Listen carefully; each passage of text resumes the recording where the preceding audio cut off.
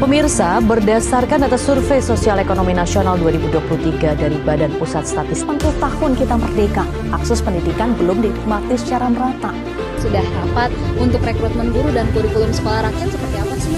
Informator Sekolah Rakyat Muhammad Nur mengatakan, guru yang mendaftarkan untuk menjadi. Assalamualaikum warahmatullahi wabarakatuh. Perkenalkan, nama saya Salsabila Nur Hidayat sebagai pengamat sosial dari Fakultas Ilmu Sosial dan Hukum, Program Studi Sosiologi, Universitas Negeri Jakarta. Pada kesempatan kali ini, saya akan memberikan analisis saya terhadap kebijakan sekolah rakyat, solusi pendidikan, atau sekedar wacana. Mari kita bahas. Di balik semangat Indonesia mencerdaskan kehidupan bangsa, masih ada ironi yang tidak terelakkan. Meskipun negara telah menjamin pendidikan dasar melalui Undang-Undang Dasar tahun 1945 pasal 31, realitasnya masih banyak anak-anak yang tercecer dari sistem pendidikan formal. Di tengah ketimpangan itu, muncullah berbagai inisiatif akar rumput. Salah satunya yang semakin populer dalam beberapa tahun terakhir ini adalah Sekolah Rakyat, sebuah gerakan pendidikan berbasis komunitas yang menjanjikan akses belajar bagi mereka yang tidak mampu menjangkau sekolah formal. Tetapi muncul pertanyaan penting, apakah sekolah rakyat itu benar-benar menjadi solusi pendidikan alternatif atau hanya sekedar wacana sementara yang menambal kegagalan negara? Sekolah rakyat bukanlah fenomena baru. Gagasan ini sebenarnya sudah memiliki akar historis yang panjang. Di era kolonial, Ki Hajar Dewantara mendirikan Taman Siswa sebagai bentuk perlawanan terhadap pendidikan yang diskriminatif dan elitis. Pendidikan baginya haruslah membebaskan, bukan sekadar mencetak buruh taat untuk sistem. Semangat ini yang kemudian dihidupkan kembali dalam bentuk sekolah rakyat, yaitu tempat belajar yang lahir dari kebutuhan nyata, bukan dari rancangan birokrasi. Bentuknya bisa sangat beragam. Kelas di bawah pohon, rumah warga yang disulap jadi ruang belajar, hingga taman kota yang berubah jadi tempat diskusi.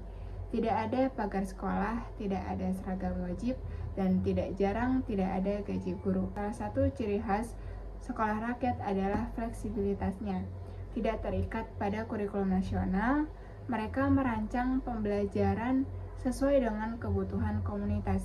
Misalnya, di daerah urban, pelajaran bisa fokus pada literasi, numerasi, hingga keterampilan hidup seperti membaca peta jalan, berhitung untuk dagang, atau bahkan berbicara di depan umum. Sementara di pedesaan atau wilayah adat, materi belajar bisa disesuaikan dengan kearifan lokal, seperti bercocok tanam, mengenali tanaman obat, atau mendokumentasikan bahasa ibu. Inilah yang membuat banyak pengamat menilai bahwa sekolah rakyat ini menawarkan pendekatan yang kontekstual yang lebih membumi, bahkan dibanding sekolah formal. Tapi, meski pendekatannya penuh nilai, tidak berarti sekolah rakyat bebas dari kritik. Justru, semakin banyak sekolah rakyat bermunculan, semakin terasa bahwa ada sesuatu yang keliru dalam sistem pendidikan kita. Karena jika sistem formal itu benar-benar inklusif dan menjangkau seluruh anak bangsa, maka sekolah rakyat itu tidak perlu ada. Faktanya, dari data Badan Pusat Statistik tahun 2023 menunjukkan bahwa angka putus sekolah di Indonesia masih cukup tinggi, terutama di jenjang SMP dan SMA. Di wilayah Indonesia Timur, misalnya tingkat partisipasi murni untuk SMA hanya sekitar 55-60%. Artinya, puluhan ribu remaja usia sekolah tidak berada di bangku pendidikan formal. Sekolah rakyat pun masuk, bukan sebagai pelengkap, tapi sebagai penyelamat. Namun, disinilah kontradiksi muncul. Pemerintah seringkali menjadikan keberadaan sekolah rakyat sebagai bukti bahwa masyarakat aktif berpartisipasi dalam mencerdaskan bangsa. Padahal, jika ditelaah lebih dalam, ini bisa dibaca sebagai bentuk lepas tangan. alih-alih membenahi distribusi guru, memperbaiki infrastruktur sekolah, atau menyusun kebijakan yang mendukung anak-anak marginal. Negara justru terkesan membiarkan masyarakat mengisi kekosongan itu sendiri. Bahkan, beberapa pengamat menyebut fenomena ini sebagai privatisasi tanggung jawab pendidikan, di mana hak warga negara secara tidak langsung dialihkan kepada sektor informal atau komunitas sipil. Dalam praktiknya, banyak sekolah rakyat dibangun oleh LSM, organisasi keagamaan, atau inisiatif individu. Guru-gurunya itu adalah relawan, bukan ASN. Sumber dananya berasal dari donasi, bukan dari APBN. Bahkan dalam banyak kasus, para pengelola sekolah ini harus berjuang sendiri untuk sekedar membeli alat tulis atau mencetak modul belajar.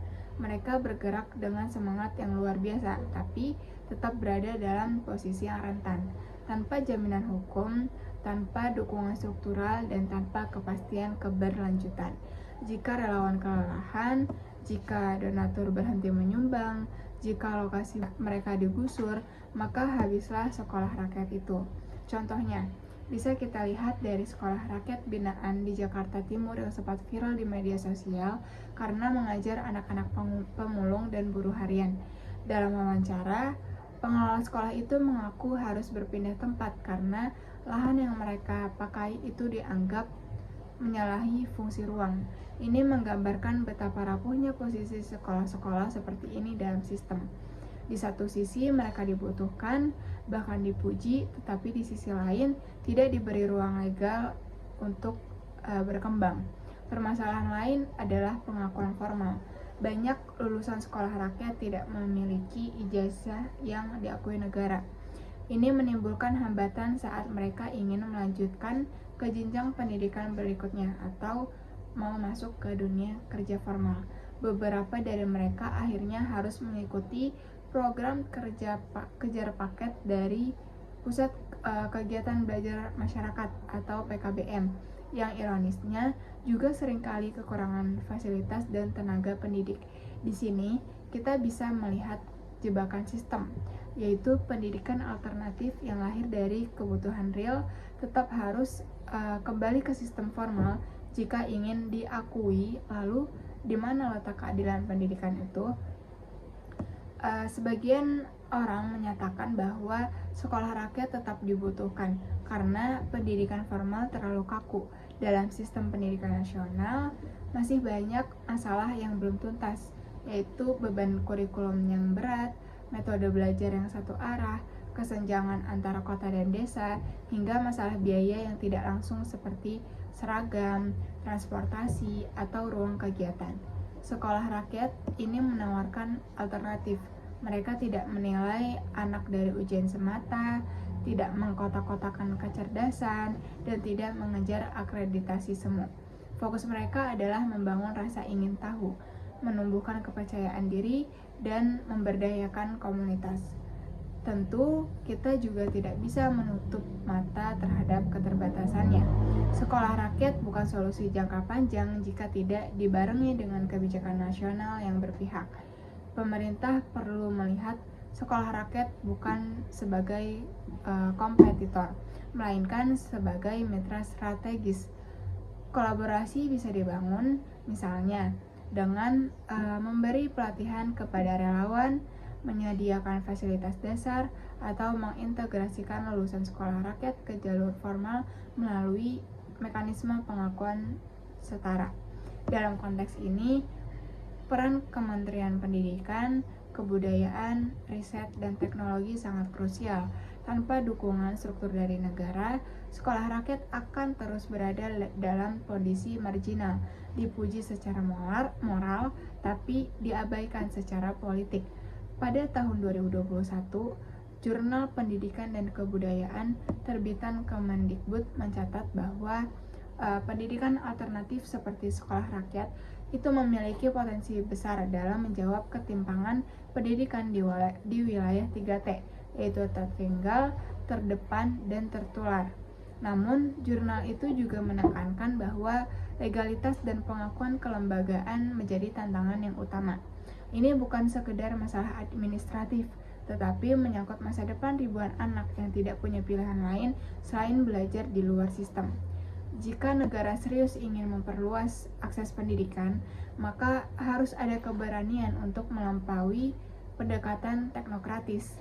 Pendidikan tidak bisa diseragamkan, karena realitas sosial ekonomi masyarakat Indonesia sangat beragam. Pendekatan top-down yang selama ini mendominasi kebijakan pendidikan terbukti belum mampu menjawab tantangan lokal.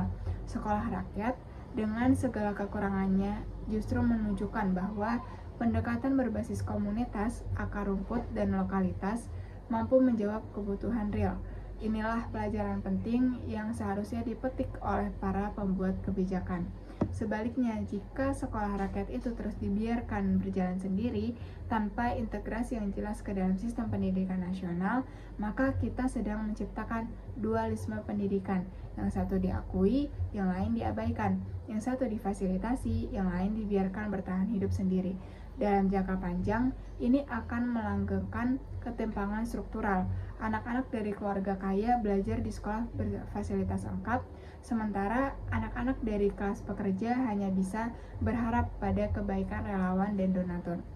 Lalu, apa yang bisa kita simpulkan? Sekolah rakyat bukan sekedar wacana, ia adalah cerminan dari realitas yang sering tidak terlihat, bahwa masih banyak warga negara yang belum terjangkau oleh sistem pendidikan formal. Ia juga merupakan bukti bahwa semangat gotong royong dan solidaritas masih hidup di tengah masyarakat. Tapi kita juga tidak bisa berhenti di sana. Menjadikan sekolah rakyat sebagai solusi utama tanpa memperbaiki sistem formal adalah bentuk pembiaran. Kita tidak bisa terus-menerus memuji inisiatif warga sipil tanpa mengintervensi akar masalah ketimpangan. Pendidikan adalah hak, bukan hasil belas kasihan, bukan hasil proyek jangka pendek, maka sudah saatnya kita mendesak negara untuk hadir, bukan hanya dalam bentuk regulasi dan slogan, tapi dalam tindakan nyata, mengakui, mendukung, dan mengintegrasikan sekolah rakyat ke dalam sistem nasional adalah langkah awal.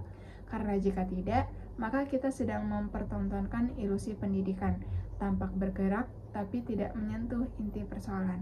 Demikian dari saya, kurang lebihnya mohon maaf. Wassalamualaikum warahmatullahi wabarakatuh.